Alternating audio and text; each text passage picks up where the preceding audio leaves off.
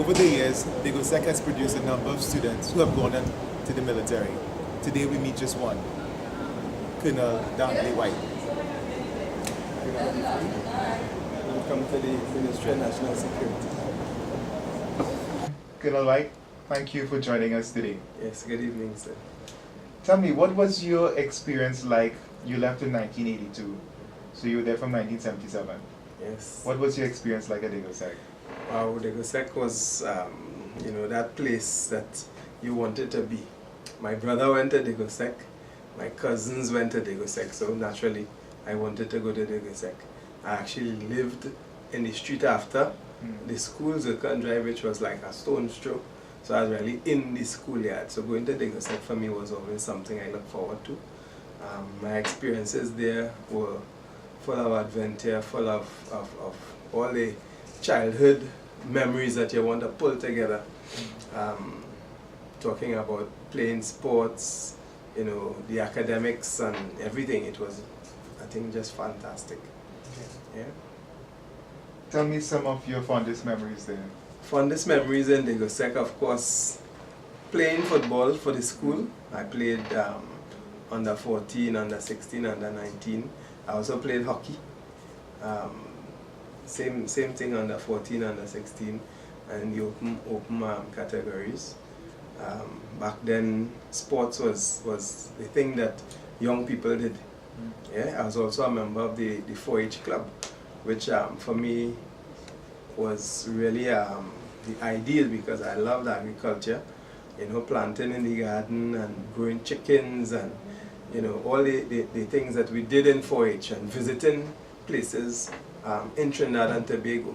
Right? The first time I went to Mundo Nuevo was because of the 4-H club. The first time I went out of the country in 1980, went to Michigan and Washington, that was because of the 4-H club. So a group of us, doing all our community projects and doing all the fundraising and all the necessary things. Those were some of my fond memories in Diego Martin Secondary. Yeah. Do you have unpleasant memories of DegoSec? Anything stands out? Unpleasant, I think once I was misunderstood by my form teacher. I wouldn't call her name, but that's probably all. I was once a prefect, and because of that misunderstanding, totally not my fault, I lost my prefect badge, and that hurt. Yeah, so really, that was my only real unpleasant memory. I think being misunderstood by somebody who you think should know you and trust you, and not getting the opportunity to explain yourself. Something that, as a young fella, that it stayed with me for a while. Okay. Yeah. But back then, fun memories, oh, certainly. Lots of fun memories. What were some of your favorite subjects? Agricultural science, okay. biology.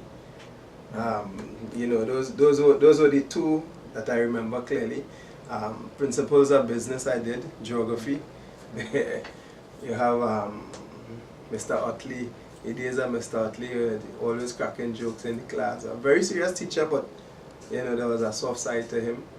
I did chemistry, but I didn't really enjoy chemistry.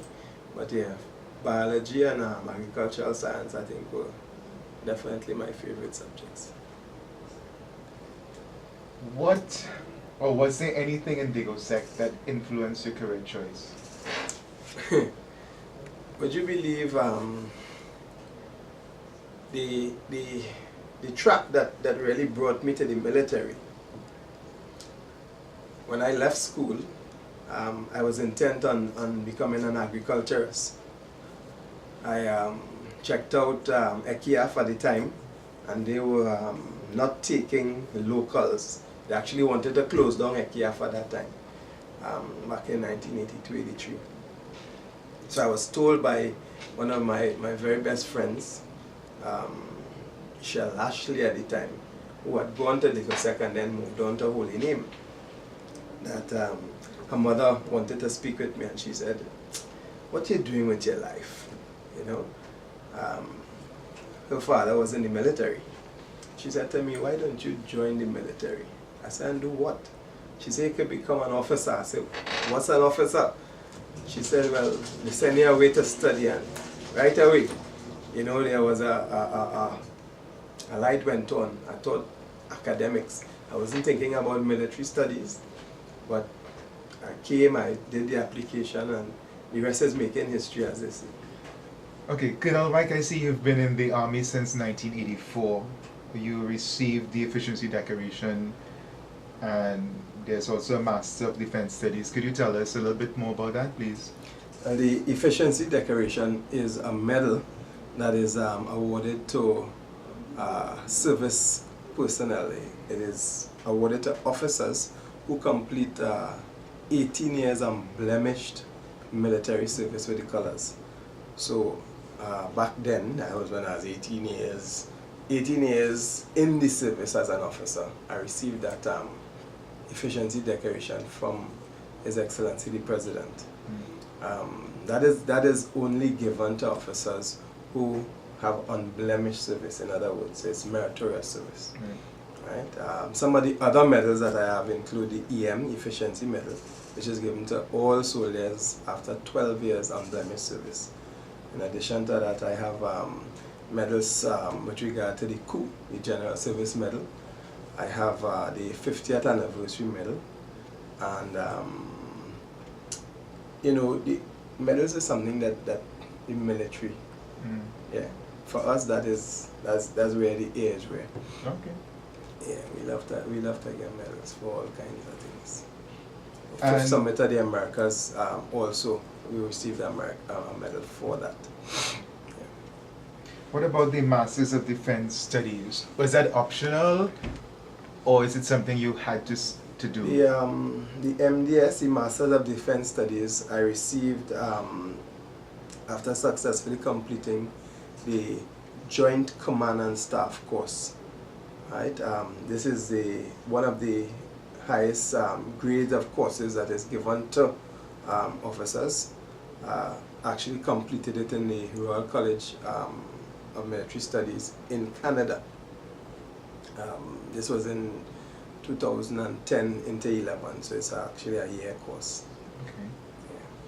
Yeah. In addition to your military studies, I see you've done some personal studies.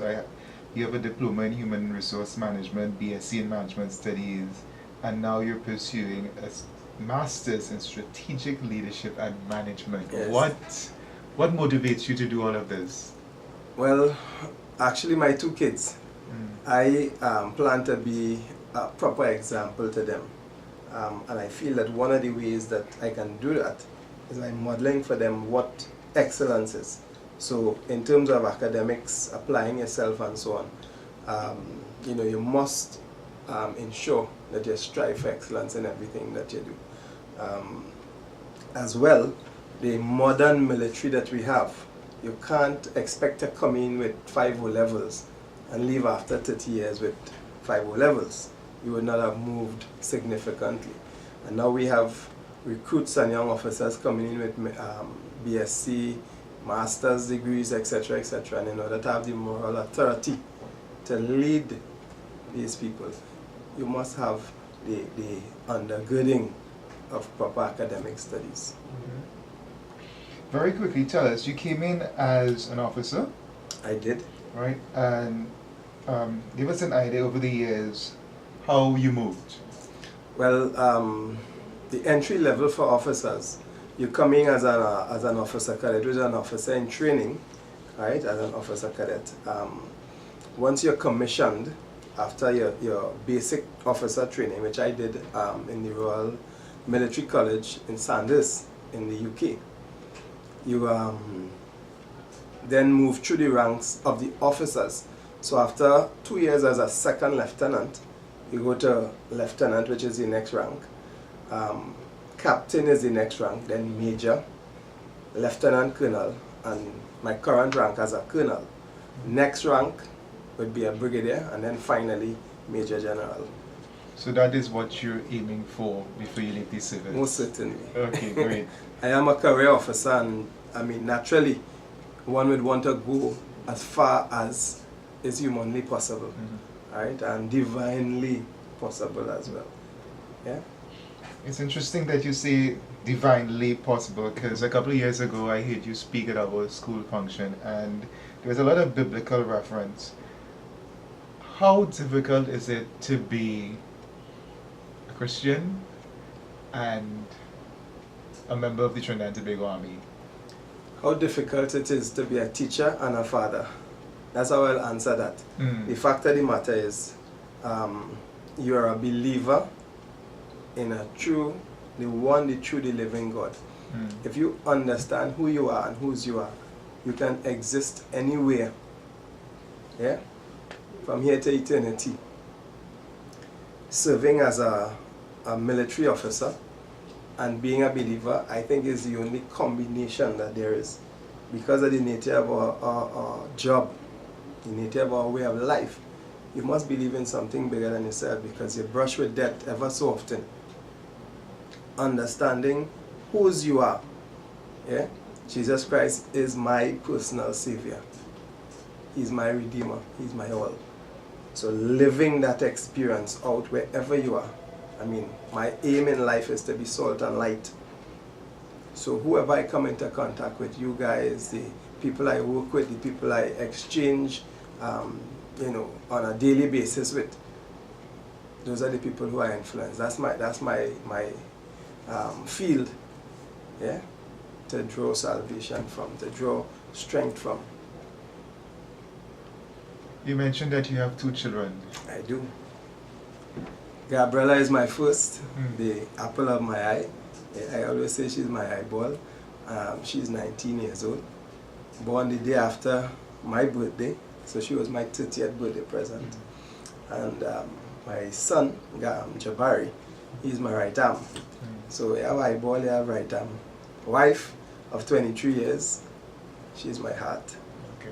You recognize that you can't exist without any of them. Eyeball for seeing, for vision, yeah. Right arm for defense, and heart for living. Okay. You mentioned that you have 2 children. Would you encourage them to be part of the Trinidad Tobago Army? Fortunately, kids have 2 parents. And that's a decision that both of us will have to make. Knowing my wife, she says 1 soldier in the family is more than enough. Do you disagree with her? They have a choice of whatever career they wish to be involved in. My daughter is into art, and my son has chosen law. Yeah? So I wouldn't push them any other way. If somebody said they wanted to be in the military, most certainly they'll have my support. Okay. Because I have no regrets after 30 plus years. No, I have no regrets at all. Great. What advice would you give to the young men and young women in Trinidad who want to be part of the Army? A career in the military is one that is a noble profession. The discipline, the whole way of life, right, is something that I recommend highly to all, especially young men, but certainly the young women can benefit from it. It gives you a sense of order, a sense of self. It gives you an opportunity, to give back to your country. That's something that people sometimes wait for until they become old. You begin to give back as soon as you begin your career. As a young officer, there's never a dull moment in the military. And I would recommend it highly to any young man, any young woman who chooses that as their career. It's very, very progressive, right? And it gives you a sense of self, as I said. All right. Thank you so much for your time. Okay, that's right.